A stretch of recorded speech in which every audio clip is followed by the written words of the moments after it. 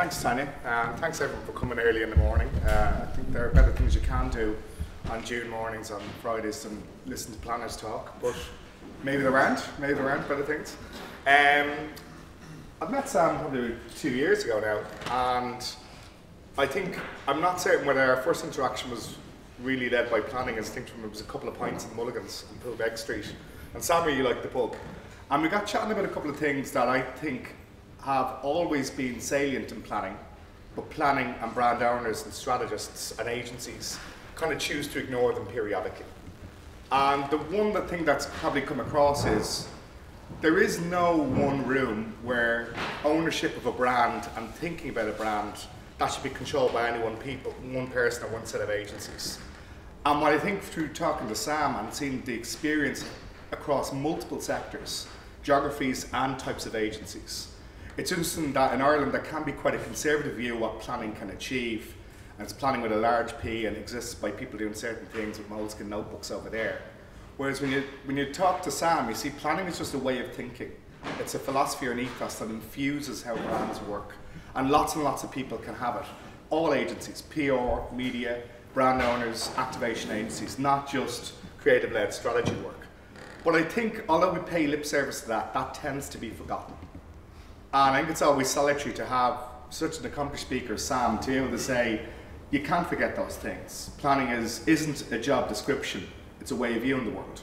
What I'm hoping that you'll get through listening to Sam's talk is his sense of where planning sits, which is meant to be quite a logical, rational process, when it tries to interact with the idea of storytelling, which, as we know, is becoming much more and more important when it comes to understanding brands' future trajectories, and maybe looked on in some cases at the salvation of the very idea of a brand lies in being able to tell good stories. But how does planning, which likes a few Gantt charts and likes a few X and Y axes, how does planning, which likes to almost reside in the faux shelter of a library or a science lab, how does that get to grips with something like storytelling, which is much more impromptu, much more poetic, and doesn't lend itself as neatly to an insight as or proposition, which is the stock and trade of planning in Ireland, maybe less so in Europe and the UK. So on that, over to Sam. Thank you, Ken. Thank you, Tanya. Thank you, everybody, for coming. So my name's Sam, and I'm a former PR man. I'm a corporate and brand storyteller. I'll tell you a little bit about my business and the work that I do. But what I want to talk to you about is, and this is the way that this was built, this is what got you out of bed to come here rather than going straight to the office or going to the gym, is the future home of strategy in brand storytelling. So I want to talk about the data-driven insights that we need to build compelling stories in brand dialogue, but not only the fact-based approach we need to take, but also the emotional. And you might say, after you hear that kind of no shit Sherlock, rational and emotional, that's what we need to build. I want to talk a little bit about the tsunami of information that there is that overwhelms planners, creatives, clients now in social and digital, and actually how we can harness that and how we can use that to our advantage to tell better evidence-based stories, rational but also emotional stories. PR used to be, I used to, as I say, work in PR. PR used to be the natural home of storytelling. PR people had clients. Let's say they were widget manufacturers. And they had journalists and then bloggers when they were really branching out. And they had to join those two together. They had to take the widget that the client was very excited about and the cynical journalist and put the two together. They had very good empathy skills. They were able to understand the points of view of both the widget manufacturer that wanted to see his widget or her widget written about, and also the journalist who wanted to write something that was of interest to them. But PR is very slow to catch on, and it's very slow to invest. And social and digital agencies came along, and then creative and media agencies came along, and they completely overtook PR agencies. And whilst I might, remembering my time in PR, think that actually it's a really natural home, it's the place where storytelling should reside. I think storytelling, frankly, can reside anywhere. It can reside in a media agency, it can reside in a digital agency. It doesn't really matter. Consumers, customers, B2B, do not think in terms of I'm now receiving a piece of social content, I'm now receiving a bit of DM. They like an impressionist painter, they build up an image of a brand, an understanding of a brand, and interact with that brand from multiple sources. So I think the storytelling approach can sit, frankly, anywhere. It should sit anywhere. I remember in about 2008, suddenly everybody was content creators. Every single type of agency was a content creator. Content became king and queen and prince. And then about 2012, everybody became storytellers. And I set up my little agency in 2013, Johnny Come Lately. I talk about myself being a corporate and brand storyteller. But I want to make the case for strategy and for planning, for planners who can master this corner of big data. Don't be intimidated by big data. Use the right tools and techniques and the bright sparks you've got in the stripy building over there when they come out of Google and come and work back for you. Even if you work in Google, you know that will happen. But make the case that, that you can use data, you can harness just a little bit of data. You don't need to worry about all of big data. Problem with big data? The problem with big data is that it's big, and if you go on a fishing expedition in big data, even if you're a good planner or a good researcher, you'll get lots of correlations, and lots of correlations are not lots of causations. You'll get lots of false positives, so don't make that mistake. But it's manageable, but it also gives you the content and the context for telling fantastic stories. Now, like any good story, we need to have some characters, and I've got some characters to tell you about today. I'll tell you a little bit about me, although you probably know far too much. It's slightly surreal coming in when there's nobody here and you see your ugly mug staring at you from every single seat. But I'll tell you a little bit about me. I want to talk a little bit about Aesop because, hey, we're all storytellers now. I want to talk about mums. So one of the examples where I think an industrial process through Procter & Gamble and their sponsorship of the Olympics as proud sponsors of mums and raising an Olympian, the way they've done that, I'm going to give you the 2012 example, but I'd also like to think about the way they've done that at Olympics before and since and will carry on doing. I want to talk about Don Draper because I was a Mad Men fan, and I'm sure there might be one or two Mad Men fans here. You're going to need to behave like the football fan who is watching the 10 o'clock news before match of the day, because I'm going to reveal what happens at the end of Mad Men. You're going to have to look away now. I want to talk about somebody that you may not have come across, a guy called Graham Wallace, who founded one of the founders of the London School of Economics, wrote a really interesting book called The Art of Thought, which has led to a model that I'm putting forward about how to be insightful, hence the book. And then lastly, a little bit about Tim Berners-Lee, well, actually about the consequence of what he's done, the big data revolution, and how we can harness that and use that and not be intimidated by it. Don't worry about it. Don't let your clients intimidate you. Don't feel intimidated, but actually use that as the fuel for the content and the context for telling great stories. So a little bit about me. As has already been said, I run this little business called Insight Agents. We are corporate and brand storytellers. This is me. On the 5th of November last, I live in a town called Lewes, not spelt the same as your tram line, but pronounced the same, in East Sussex. And we have a rich set of stories in Lewes. This is the most famous. Lewes Bonfire is the most famous. It's been going on for a long time. It's a weird little town, 15,000 people, the home of Tom Paine. Tom Paine was an exciseman when he wrote The Rights of Man, created universal suffrage, created the trade union movement, an amazing man, really unknown in England because he fought against England in the American War of Independence. He incited the American War of Independence. We have our own currency in Lewes, the Lewes pound. We do lots of things independently, and we dress up as buccaneers. I run this business, this corporate and brand storytelling business, and we do 3-4 things. We help companies to work out what their brand language is going to be. We work very hard, and I'm sure you come across this day in, day out, against what I like to call corporate multiple personality disorder. Companies that have a belief that they can say different things to different audiences. Sorry, some people can't hear the back sound. Really? Yeah. Is that okay? It's fine. Can you hear now? Yeah, it's better? 2 and 2. You hear? It's going to be, I promise not to croon.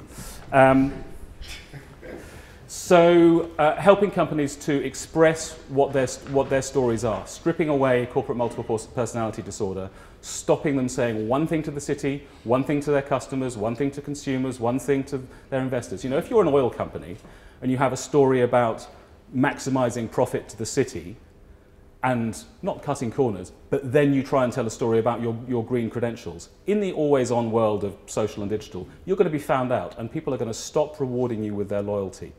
You need to tell a consistent story. So brand narrative is one thing. And then content creation and thought leadership, so using the narrative that we have developed, B2B, B2C. And then lastly, consulting, and consulting is both consulting and training. So I help advertising agencies, media agencies, PR agencies, strategy consultancies, to build models of how they're going to understand the world and how they're going to tell better evidence-based stories. Advert over, that's enough about me. Let's talk about storytelling. As I say, everybody is a storyteller these days. We all need to be storytellers if we're going to engage in stories. We need to be storytellers for good reason, because this is brand dialogue, this is not brand monologue anymore. We need to engage and we need to get our customers as part of the brand. And as there is now this always-on back and forth, I think it's worth thinking about some of the characteristics that make good stories. Here are two quotes. I won't read them. I won't insult you by reading them, but I'll talk about them from two of my favourite Orange books. Made to Stick by Chip and Dan Heath. So if you're going to tell stories, and they need to be data-driven stories, do not drown people in statistics, because they will not remember them. They need to have elements to the stories that they tell that are memorable.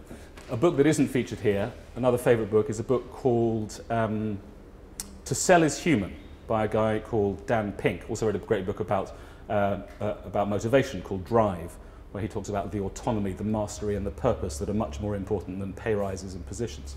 But Dan Pink talks about the fact in this book, To Sell is Human, that all of us, and certainly all of us in this room, but also doctors and teachers, frankly most people who aren't physically making something, even then, are in the moving business. What we need to do, we want people we want to motivate behaviour change. We want to get people to do things that they wouldn't otherwise have done. And the Freakonomics guys, Steve Levitt and Steve Dubner, just published their 4th book, I think. Brilliant blog for 10 years, amazing podcast. If you do nothing else and you don't do it already, subscribe to that podcast today, Freakonomics Radio, and you will hear the best data-driven stories about why drug dealers live with their mums, about what the name that you're given shapes the way that your future life is going to be. They're amazing storytellers. But the reason I mentioned Dan Pink is they say stories stick with us, they move us, they persuade us to consider the constancy and the frailties of the human experience. So you've got the message that I'm kind of quite keen on storytelling, but that it needs to be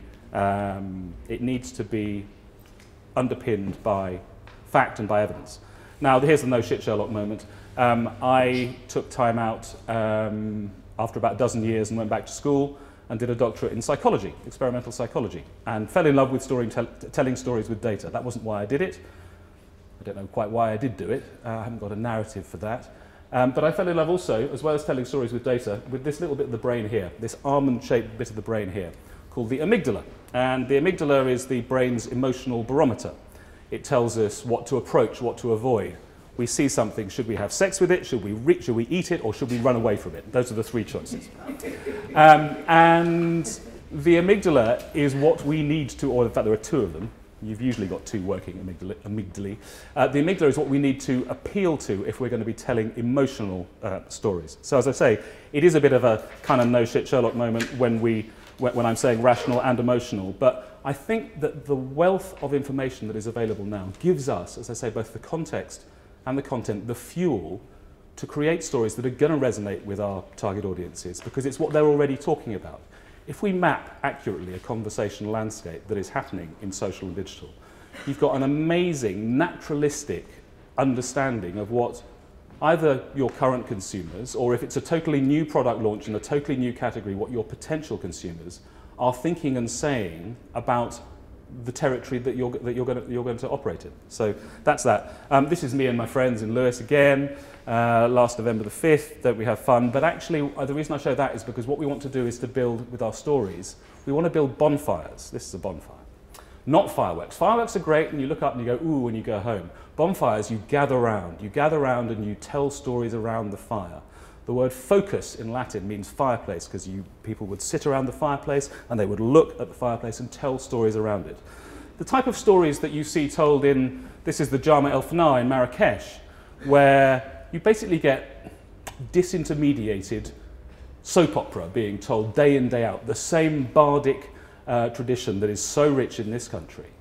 They will come back to the square and they will tell story after story after story. They will build on them, they will embellish them, they will interact with their audience. This is social media, completely disintermediated. And as I say, I'm very much opposed to corporate multiple personality disorder. This quote from the chairman of General Motors, I think, sums it up very nicely, that companies today can no longer assume that they can tell multiple stories because with our friends in the Stripey building, we're able to retrieve that information about a company and whether it's being contradictory or not instantly. If it is being contradictory, then you're going to find yourself in a position where your loyalty is not rewarded. And Ken, you were talking about maybe the slightly old-fashioned attitudes that you maybe meet from time to time. I don't think it's at all sorted anywhere else. I don't think Ireland is behind really at all.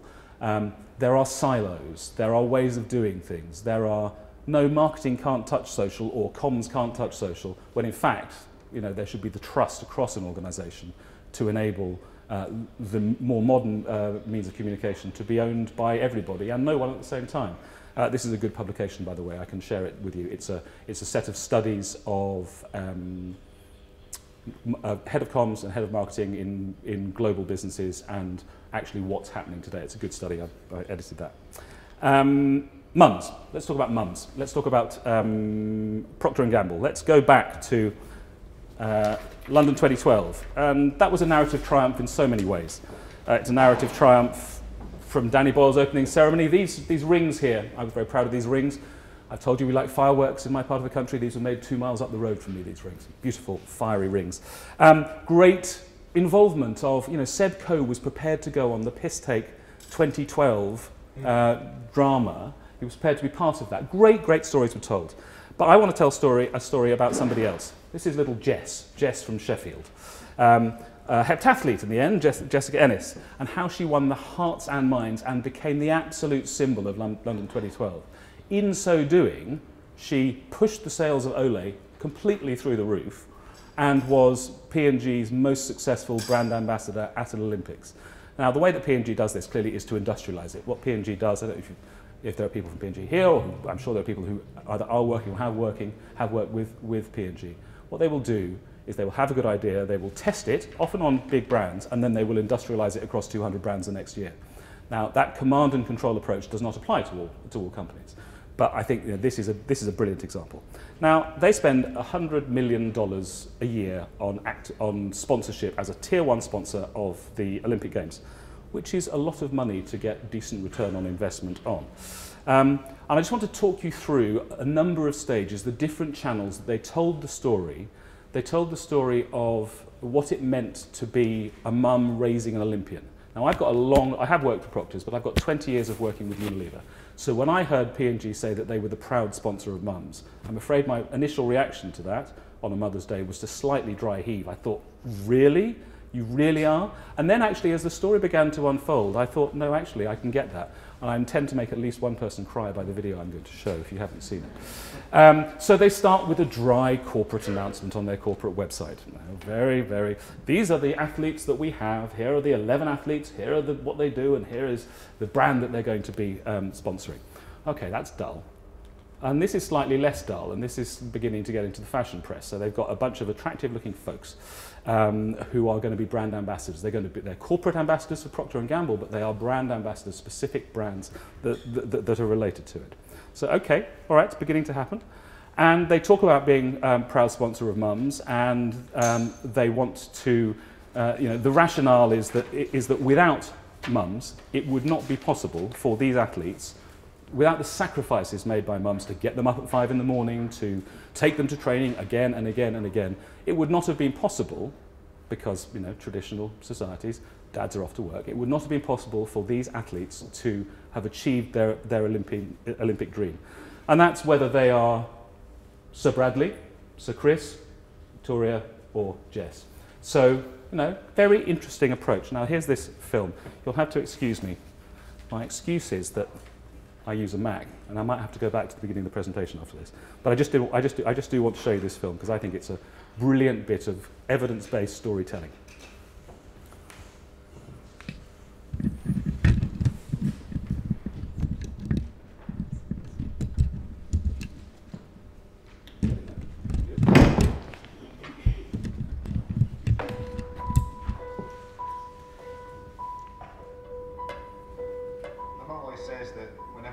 It's never down to my hard work or my training, but it's down to her cooking and her support. And who knows, she's probably right. One of the best things about my mum is she would always tell me you can only do your best and we love you no matter what, which I think was really important because even when the competition was very stressful and I was worried about my performance, she would remind me of that. I remember my mum always being there supporting me on those wet and cold days. I'd like to thank my mum for all the time she spent ferrying me backwards and forwards from athletics class. I'd like to thank my mum for all of the hot dinners she put on the table for me. There are many things that I want to thank my mum for, and possibly the most important one for me was her moving in with me after my knee surgery. I'd like to thank my family for having the loudest cheer in the stadium. When I ran the 200 metres earlier this year, I was worried that I wouldn't be able to hear them. As I came out of the 200 metre bend, I heard this almighty noise that was my family. Mum, I'd like to thank you for buying me the Guinness Book of World Records every year and actually inspiring me to pursue my swimming career. Thank you, Mum, for taking me towards the competitions. Every year, my mum and I would travel hundreds and hundreds of miles to all these different competitions all over the country. And my mum would do this without complaint. From sewing my first solo costume for 12 hours, I appreciate it so much and you're amazing. So thank you, Mum. Thank you, Mum. Thank you, Mum. Thank you. Thank you. Thank you, Mum. Thank you, Mum. Thank you, Mum. Thank you, Mum. Thank you, Mum.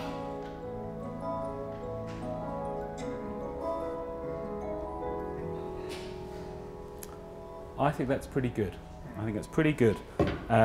And I'm now going to try and get back to my presentation.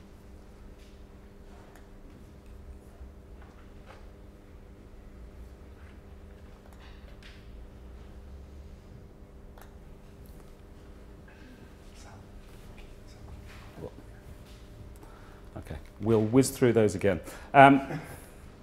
Just in case you missed anything, just a quick catch-up.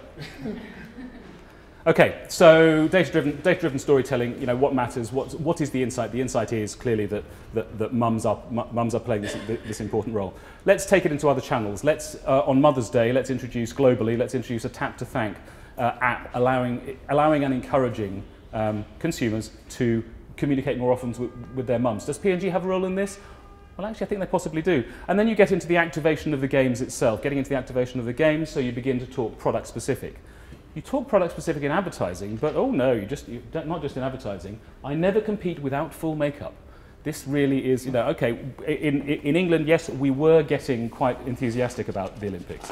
I appreciate that. But that is, that must have been the Olay brand manager's just dream to wake up and see that. But also to then wake up and see this in Sport Wrap, in a sport blog, about the way that this activation was actually rolling out. And then this is the wrap-up of the Olympic Games by The Telegraph. You can't buy this. Yes, maybe we did get a bit carried away. Or maybe Procter's had really hit on an insight, a data-driven insight, that was rational and emotional, and they rolled it out. And, at Sochi, the world's most controversial Olympics since 1972, threats of boycotts, anti-brand activity.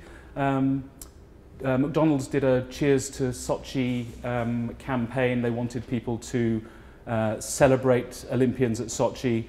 That was cheerstosochi.com. Cheerstosochi.org was a campaign run by an activist group, an LGBT activist group, that wanted people to slate McDonald's for their involvement in Sochi. Cheerstosochi.com, the official one, got 4,800 uses on Facebook. .org got 48,000. Who wins there? But this did not happen. This clearly didn't happen. And this is, I think, quite. As a PR man, I respect it. Now, Jess, this is when you were flying into Heathrow. This was sprayed by BA onto a field nearby, so that athletes could from other countries could feel a little bit insecure. She had deals with Aviva, with Powerade, with Jaguar, with I think 8 or 9 different companies. You know, she was a hot property, but she was the face of the Olympics. She was the face of the Olympics for Team GB. She was the face of the Olympics for P&G. She was the face of the Olympics for Olay. I think they did a really extraordinary job. Now, it kind of helped that she won the gold medal. That, you know, that wasn't bad too. So, you know, good planning, P&G, to pick somebody who was injured for 2008 and couldn't make it in Beijing, but actually, I love like this tap dancing elephant. No offence to P&G. I think the fleetness of foot that they showed there in using information and data to build a rational and emotional story is quite exceptional. So after making you cry, I want to take you to Don Draper. I didn't see many tears, but I think Ben Rushgrove, you know, that's the lump in the throat moment for me. Now, as I say, spoiler alert, because if you haven't yet watched the end of the series and you don't want to know what happens at the end, then you might not want to listen for the next 2 minutes. Don, in the last 3 episodes of season 8 of Mad Men, goes on a personal odyssey. And he gets beaten up, and he's driving across America, and he ends up on a hippie ashram.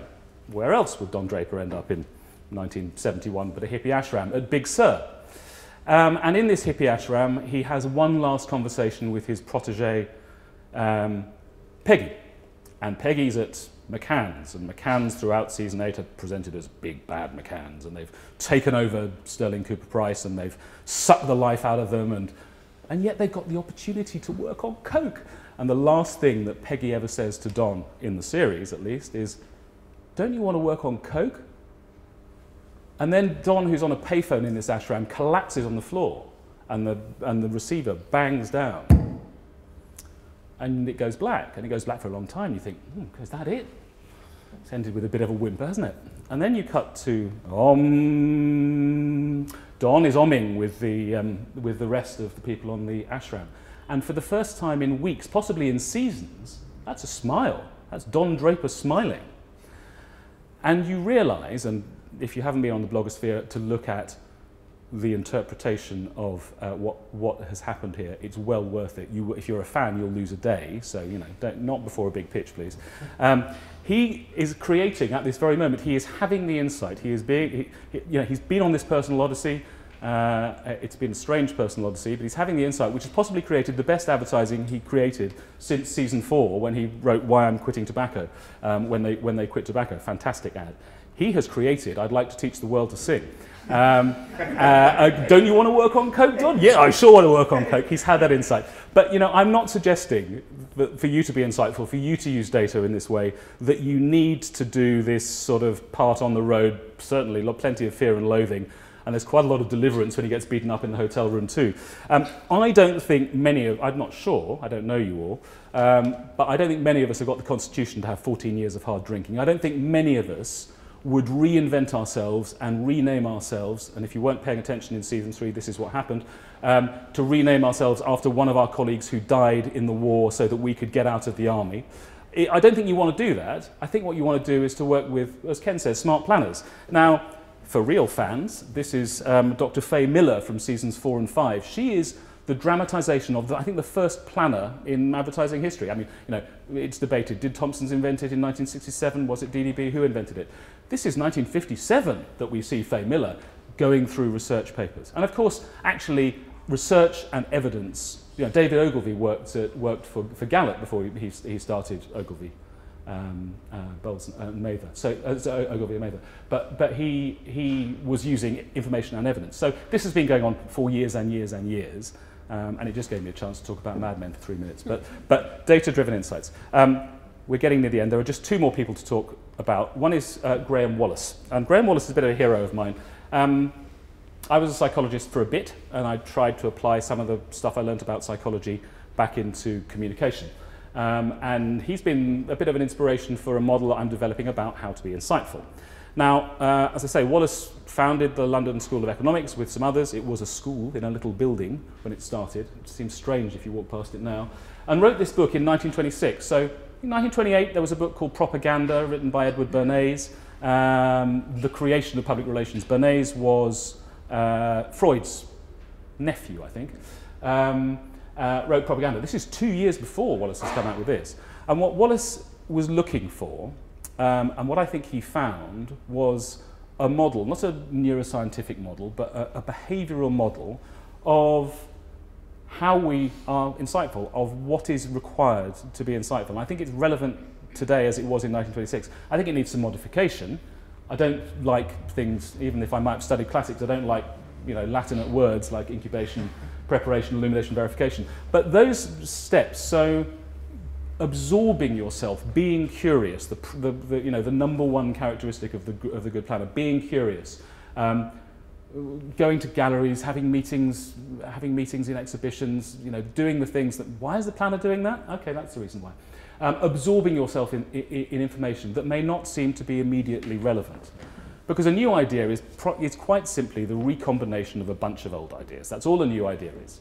There's, you know, we've not got the capacity to have genuinely new ideas. They have to be built on other things. So stuff yourself, stuff your faces with information, and it might seem irrelevant. And then take a break. I mean, just get away from it.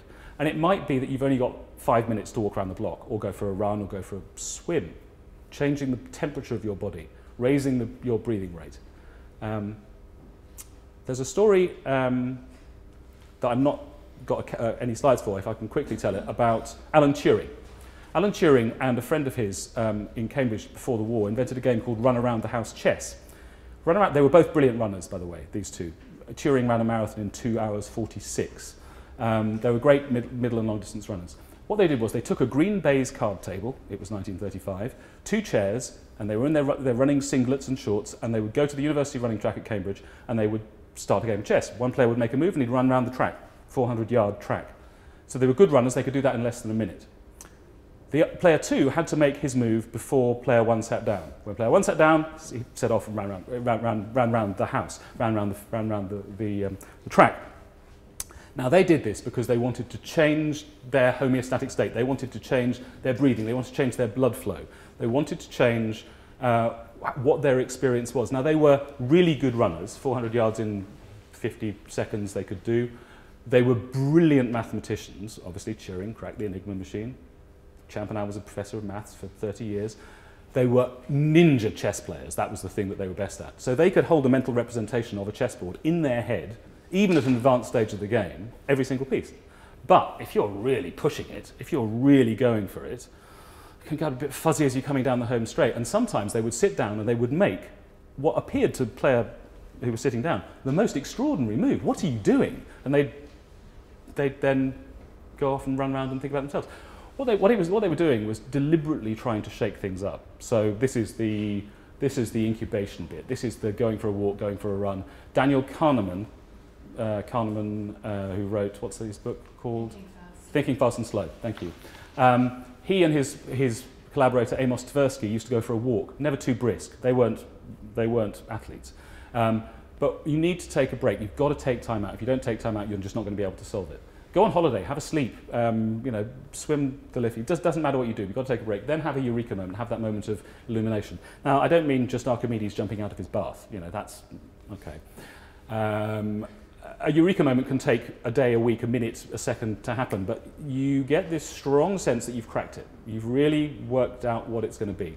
And you have a real sense of conviction. You know, when you're working on a brief and you think, oh, okay, if we did that, that could work. But then you've got to expose it. You've got to verify. You've got to expose it to your harshest critics, to the person in the agency who hates your ideas. And you've got to get it picked apart and ripped apart and test and test and test. Is this hypothesis right? And if it is, then you're onto something. Now, I've put this into a little model, a little step process, sweat, thought, eureka, and prove, and I'm beginning to do some training in this area, getting people to work on what is the best way for them to do it. Now, there's a guy who I heard yesterday is actually not at Low anymore, but he used to until very recently, a guy called Mike Teasdale. I think, for me, he's a kind of planner's planner. He's very anonymous. He's not a rock star planner, but he had, until very recently, under his control, the biggest team of planners in the world. 80 planners in 40 countries. He's global head of planning for Unilever at Low, Low & Partners in London. And this is Mike's definition of insight. You know, a glimpse inside the mind of the target audience, shining a light on the possible solution to the problem we have defined. I think that's nicely expressed. Why do we need this? Why do we want to have these ideas? Why do we want to use data to help us? Well, we want to increase the chances of a creative breakthrough. You know, things are hard now. Being original is hard now. Making the creative process less painful and less random. We should do this because we should project something onto the moon. Can you project something onto the moon? And incite behavior change. All any of us are here to do is to make people do more or less of something. That's really all we're here to do. And I think that using data to build insights enables us to tell the rational, emotional stories that we should tell. And finally, Tim Berners-Lee. Here he is in the National Portrait Gallery. It's a sculpture made of metal but painted. Quite interesting. I don't want to talk about Berners-Lee. I want to talk about big data, scary big data. Many clients would rather die than, many agencies would rather die, many junior analysts would rather die than actually try and make sense of it. Because they've got to speak Boolean. Nobody else past the front row can read this. This is a search string I happened to find on Google for MAC cosmetics. Nears and ors and wildcards, and actually you don't need this. All of the social and digital analytics tools, and they are only tools and they only give you data and they do not give you insight. Don't be fooled that suddenly all of the great tools that there are give you insight. They don't give you insight. But all of them give you filtered data and get rid of spam and get rid of coupons and get rid of junk. And enable you to have the fun that you need to have with little big data. I did some work with P&G. They have a brand called Tide. It's a laundry liquid called Tide. Tide is quite a common word. There's a sports team called the Crimson Tide that ends up in the searches, so you have to exclude for that. Their number one competitor is the 36th most common word in the English language. All great, thanks very much. But you know, actually, don't be intimidated by that. But just you know, get bright people who are going to be expensive. Actually, maybe get them before they've got any experience. Get them before they've got any experience, and mould them and get them because they will be digitally native. Always was another sanitary protection brand for P&G we're working on. Not the easiest thing to return relevant data on. But when you've got that corner of little big data, you've got the content and the context, the conversation landscape that can really power an insightful, an insight-led, data-driven story. Multiple data streams. You know, it's really important that you know, this corporate multiple personality disorder, what are people saying in traditional, there's no traditional media, what are people saying in news media? What are people saying in social? What are they doing in their corporate communications? What are they doing in their investor relations? What's their trade advertising like versus their consumer advertising? Try and integrate those data streams. And then do not believe anyone who says that automated sentiment works. The very best that there is about 60%. Using natural language processing engines, that's only a little bit better than flipping a coin. You know, sarcasm, irony, intent. So don't worry about trying to code it manually. Use the crowd. So there are platforms like Mechanical Turk and Amazon Mechanical Turk and Crowdflower who will code and answer questions for you for 10 cents a time.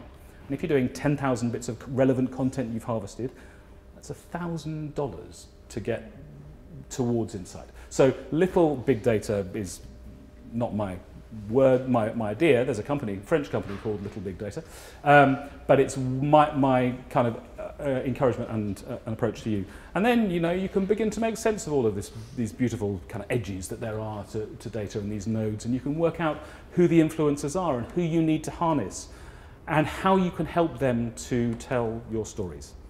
And that's really all I've got to say. And I think Ken, we can now have a conversation.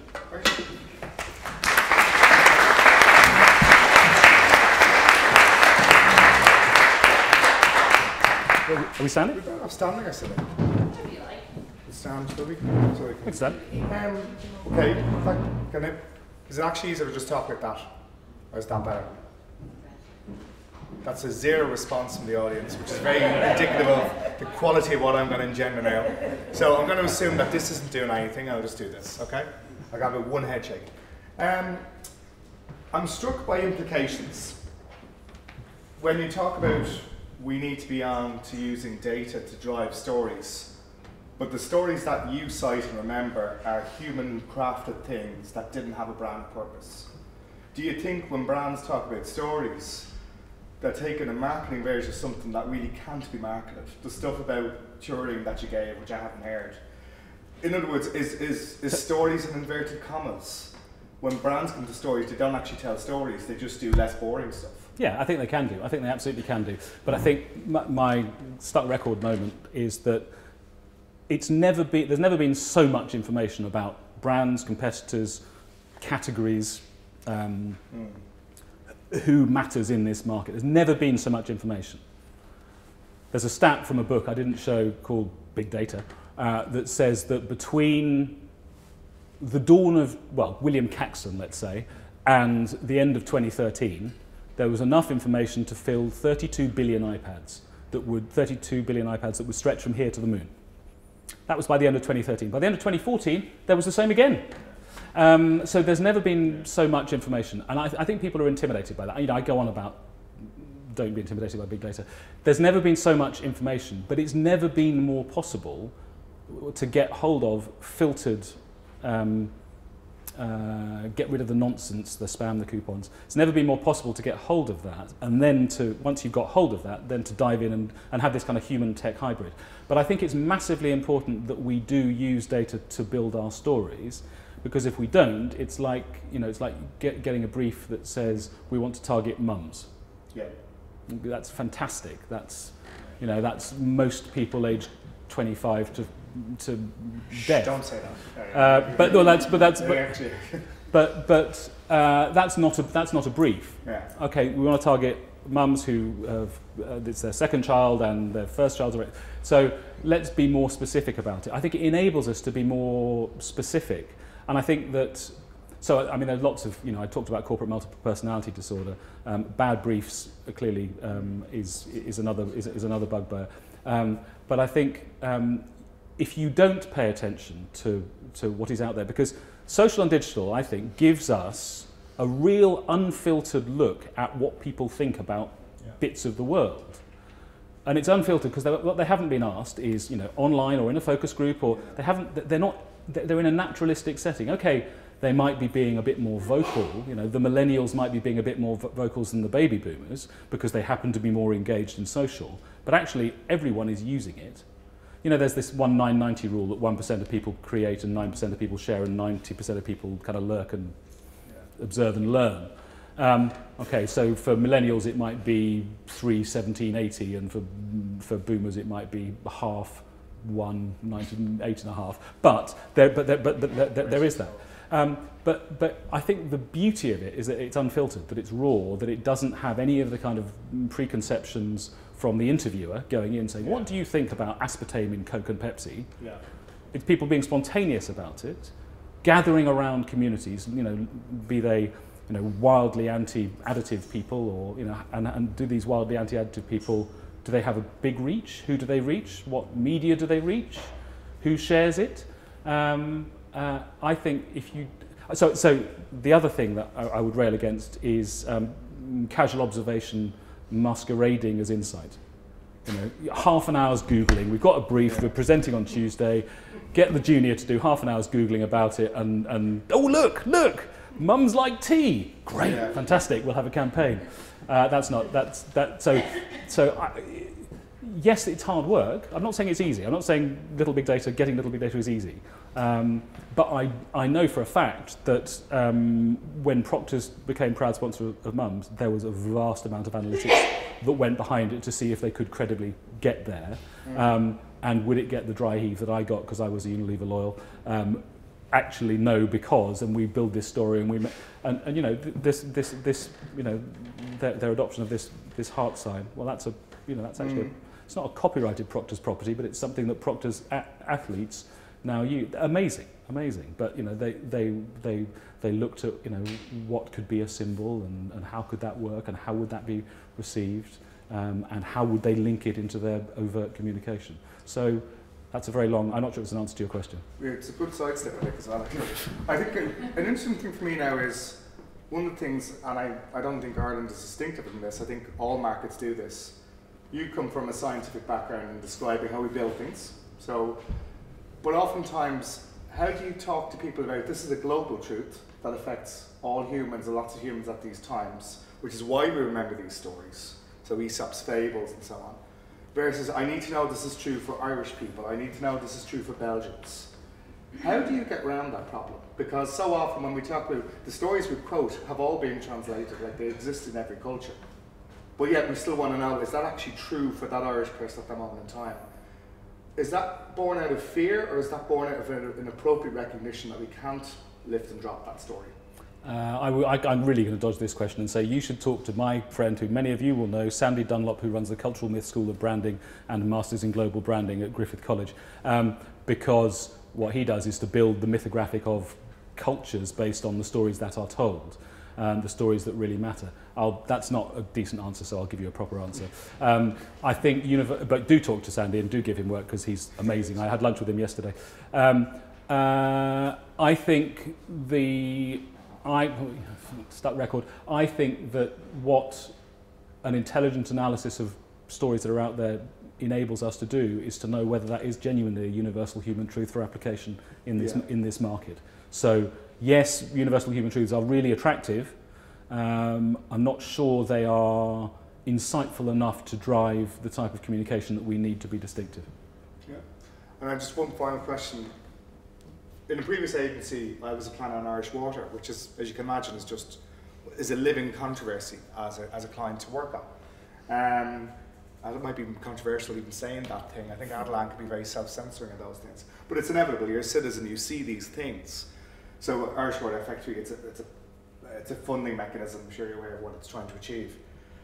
To what extent do you think that using this found data approach is more useful than going into focus groups and surveys and asking people about what they might pay for tax? Because I think the focus group in the survey is quite a cold room to go in and do something.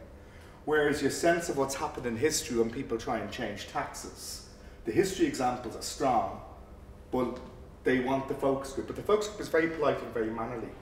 So do you try and point out that tension, that there's a coldness in the room, which means you don't get real stuff from the focus group, and maybe... Yes.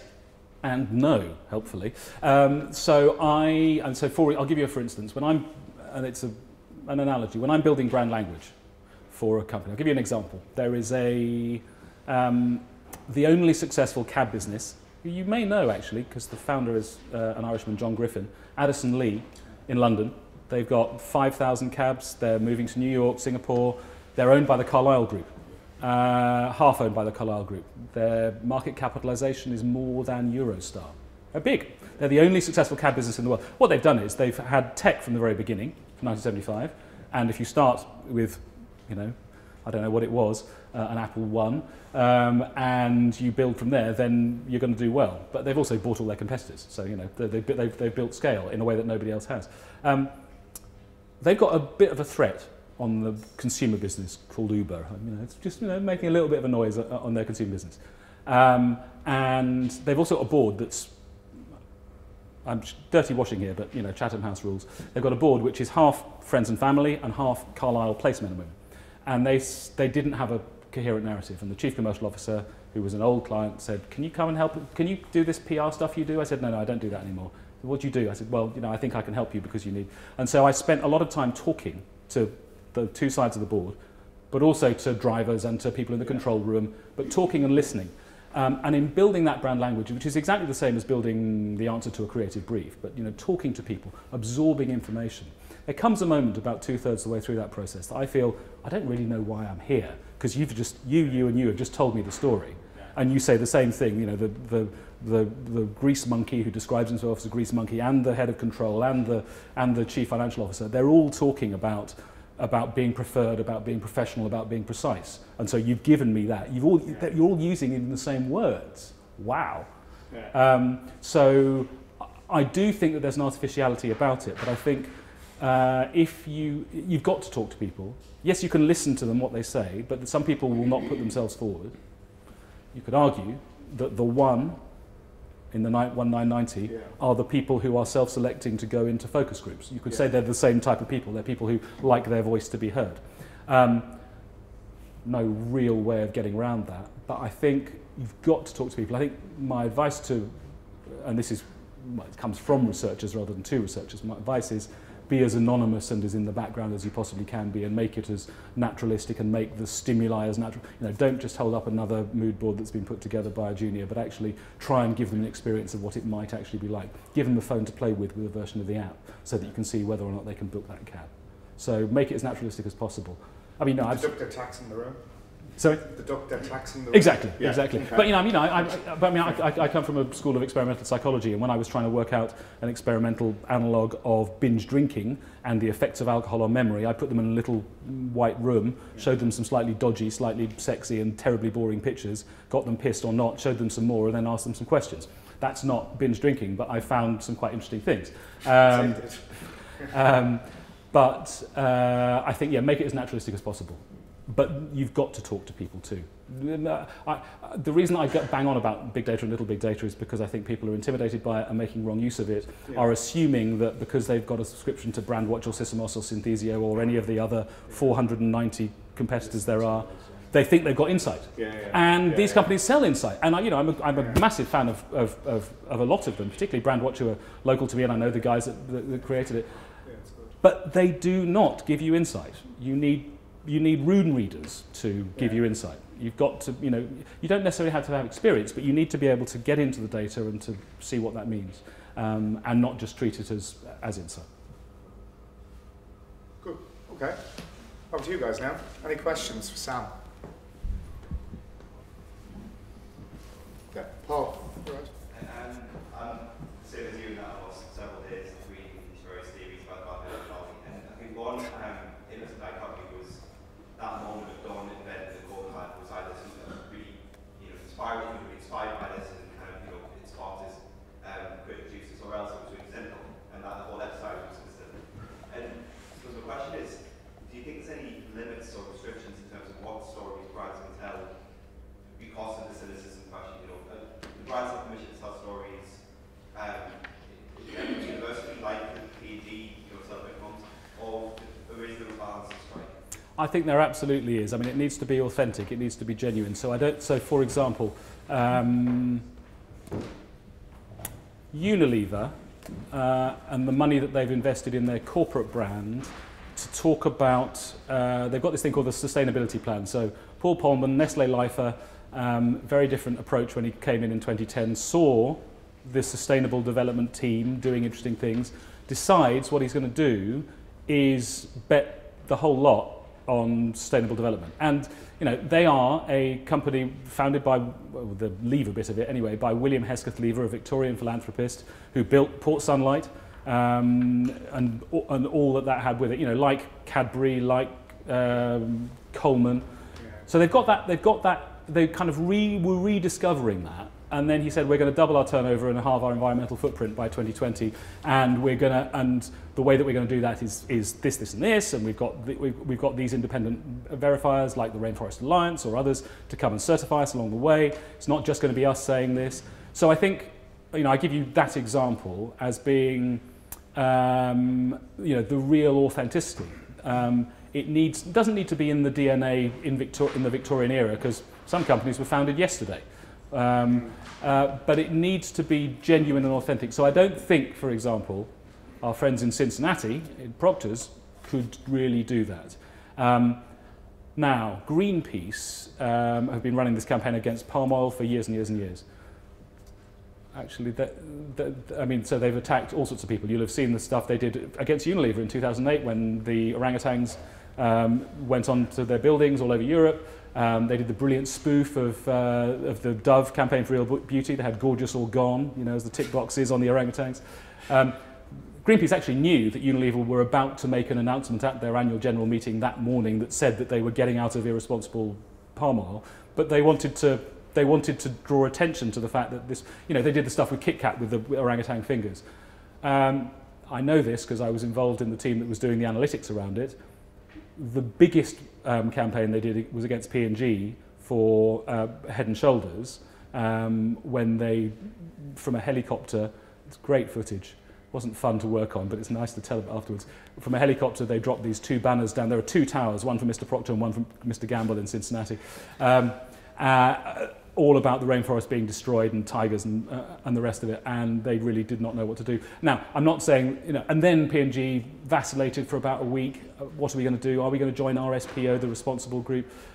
Unilever wouldn't have done that. So I think that makes Procter & Gamble a morally bad company. I'm not in that business at all, but in terms of the stories that they could credibly tell, I don't think that 5 years down the line, P&G could say, we're going to, you know, we are now the champions of responsible palm oil.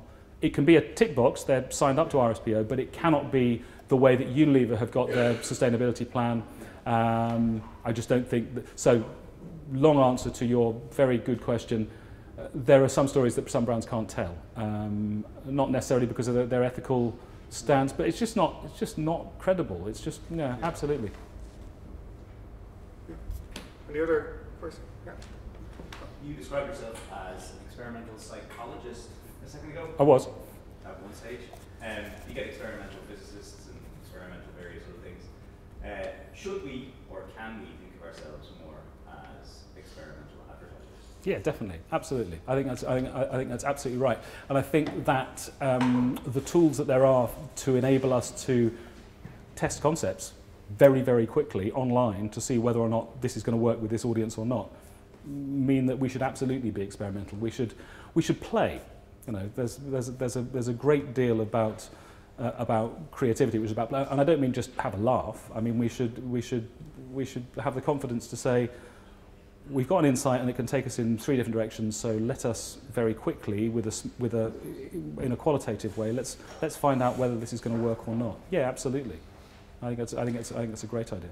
Is that not easier even for media people to do that in terms of channel selection and A/B testing rather than idea testing, which is a much harder exercise, I suppose, and it takes a lot more buy-in by the client mentally to say there's 3 different ways into this, as distinct from we'll try this, then this, then this. So I think even that's a challenge, I'd say, for creative agencies in particular.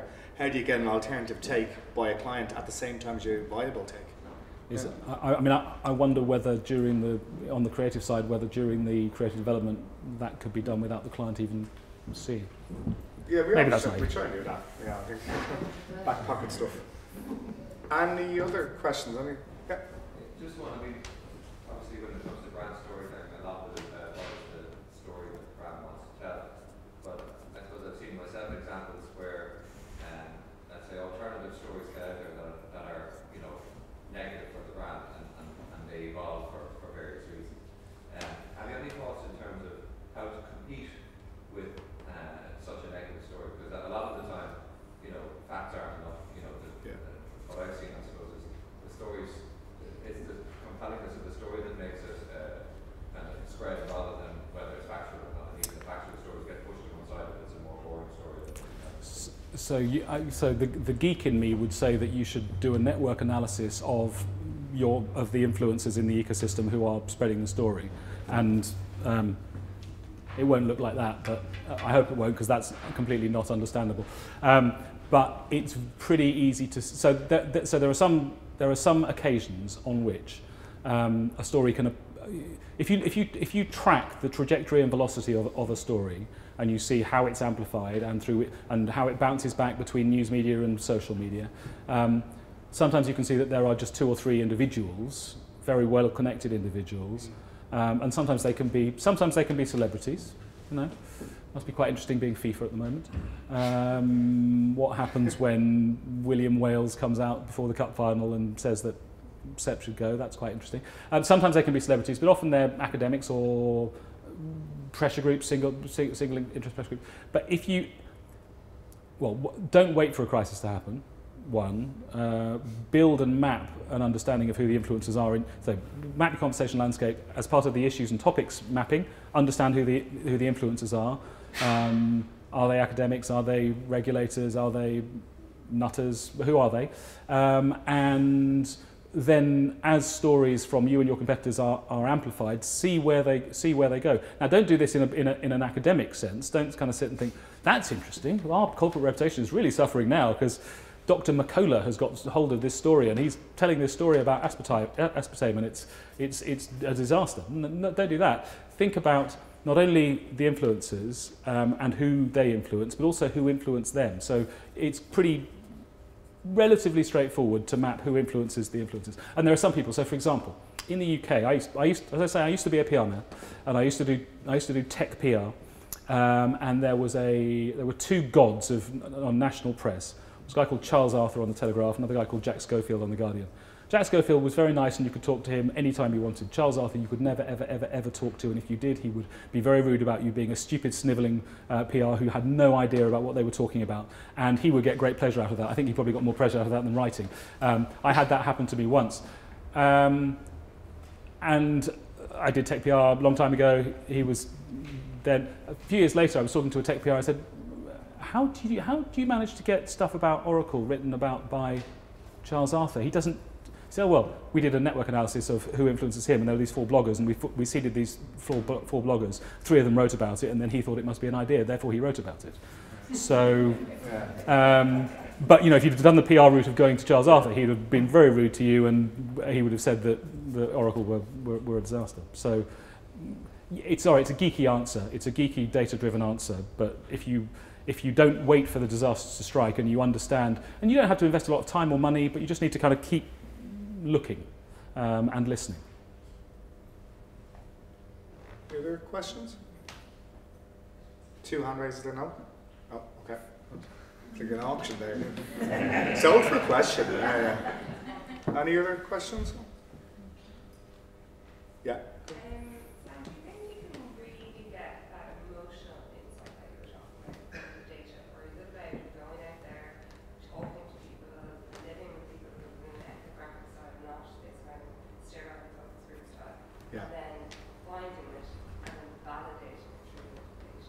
Yeah, I'm sure I've overstated the rational side, and I think I've probably done that because I think many people get it wrong. Yeah, absolutely. I completely agree that you're not necessarily going to get the emotional cues from data analysis, but I've seen it happen. I've certainly seen it happen. Well, I was just thinking as well in reference to your stages of thinking. The bit where you're doing incubation, you're doing other things, I don't know how I build that to the client. So one of the things I've found is, just a simple rule I've kind of, let's say I take it 6 hours and something for a client. I'm trying to do, and I'm trying to get a workflow in the agency of 2 hours on Monday, 2 hours on Tuesday, 2 hours on Wednesday to allow you to have the sleep on each case. If you do 6 hours in the day and you just run out of it in a straight line, which is the actuarial way of thinking, you do fall short. So you've got to get down the instant. You've got to get your studio workflows and your creative teams to let you have that. That's how you need to work. It's Monday, Tuesday, Wednesday for the 6 hours rather than Monday 9 to 3. Because I think if you do 9 to 3, you're just going to come up with the every idea we always had. But no, exactly right, and that is the, as you say, the actuarial, the conventional wisdom about how we crack a problem. We work on a problem until we've solved that problem. Yeah. It doesn't help that all of our schools will tell us that that's the way that you do it. That you know, and they'll institutionalise that in exams. And pitches are like 2-week exams, or maybe they're more like an essay that you have to do. But you know, cram and cram and cram and cram and go and go and go. You're absolutely not going to do it. You're really not going to do it. I don't know how you bill it. That would be wonderful. That would be wonderful if you could have, you know, incubation time. But I mean the way that when I worked in agencies, the way that the thing I used to do was, this was in London, was to fix meetings either with clients who were up for it. Or for colleagues or partners in museums. Yeah. Now, I had this is my best idea, I don't think it was my best idea. In 2010, I got a brief from Tesco, when Tesco was still handing out briefs. And they said, oh, we're a bit worried about quality. Everyone was parking their tanks on everybody else's lawn. And so Waitrose were talking about quality, but as they always had done, but they also had their essentials range that had just launched and was doing very well. Lidl and Aldi were beginning to make inroads. Tesco were worried about quality, but so they did some advertising, and it was black and white photography, which doesn't have a lot of food appeal, frankly. This was still in the days of Red Brick Road, 2 agencies ago now. It was all right, and it was talking about freshness and farm gate and okay. But there was no food appeal in it. There was no story in it. So I agreed to. There was an exhibition at Tate Britain called Rude Britannia, Rude Britannia, and it was a celebration of rudeness. And one of my favourite ever clients had a blow-up of one of his best pieces of work. My favourite ever client was Chris Donald, the editor of Viz, that was fun. That was a lot of fun. The third best-selling magazine of 1991, just behind Radio Times and Reader's Digest. Not anymore. Not as funny as it used to be, several owners on.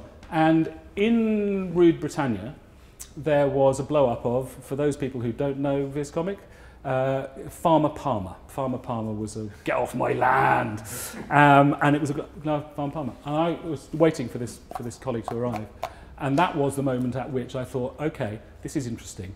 So nobody at the moment, apart from Waitrose, in a very Waitrosey way, is talking about their producers. Nobody is celebrating the heroic role that producers play. But I'd absorbed a lot of information from Tesco.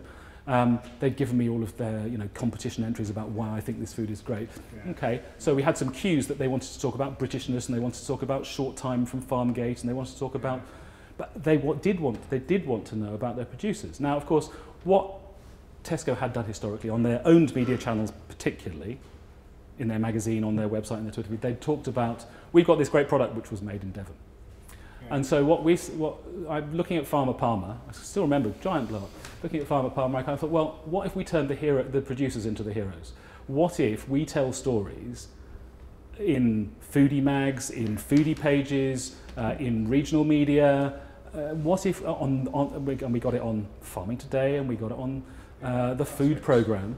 What if the first 4 paragraphs or the first 5 minutes are nothing to do with Tesco whatsoever? What if they are about the farmer? And I don't just mean the sprout farmer or the whiskey distiller. What if they're about the farmer, and then how they as a business have grown? Paragraph 5 or 6 in collaboration with Tesco. So I mean, there were some in the happier times for Tesco. There were some businesses that had grown from almost nothing to multi-billion-pound operations by hitching their wagon to Jack Cohen's cart.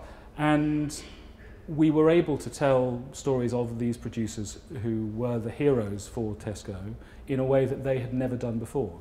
And that was worth $30,000 a month in PR, so that wasn't bad. That was all right. But I wouldn't have got there if I hadn't seen Farmer Palmer and been aware of Viz and been attracted to Viz. So taking in irrelevant stimuli.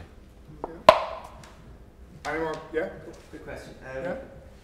Just one of the problems we face in the industry is that it's becoming increasingly campaign driven. So campaign, next campaign, it's been driven by lots of things. Marketing people staying in a position for a period of time, moving on, agency relationships with brands becoming shorter. So would it be true to say that it becomes for brands sometimes more a collection of short stories of what you would hope would be a central thought, but that will depend on who's there?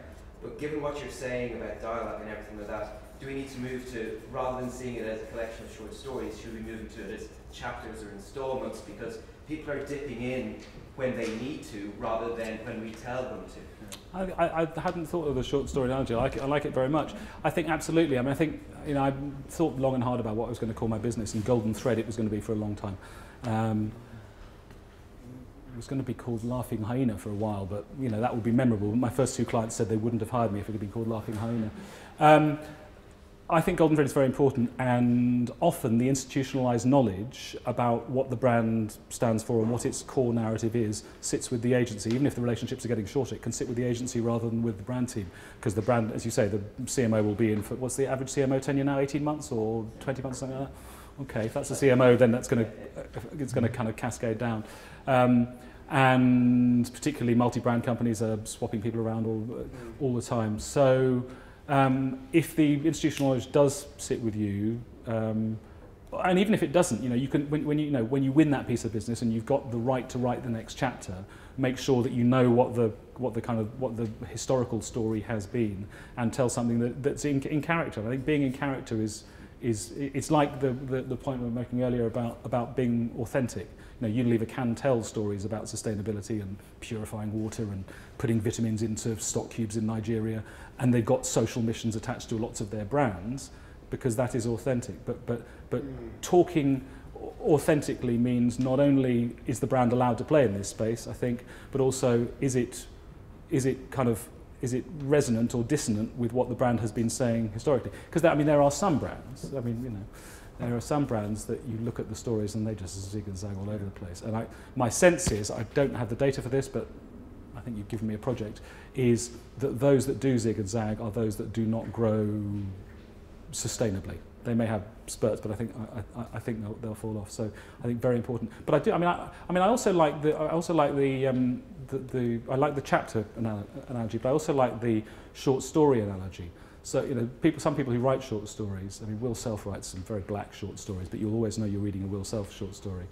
Or Eric Satie, way back last century, you'd always know that, or Dorothy Parker short stories, and they would have a flavour of that author. And it may well be that you're talking about different things, but you're talking about things that are credible and relevant for that brand to talk about, rather than we're going to be really cool, we're going to appeal to the grey market. Yeah. Any more questions? Sold. Okay. Thanks, Sam. Excellent. Thank you. Thank you very much.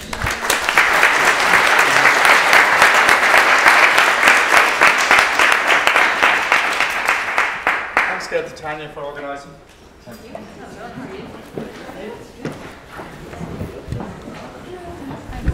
Pleasure. Is that right? Yeah, good. That was fun. Yeah, enjoyed that. Oh, yeah, it's nice to see.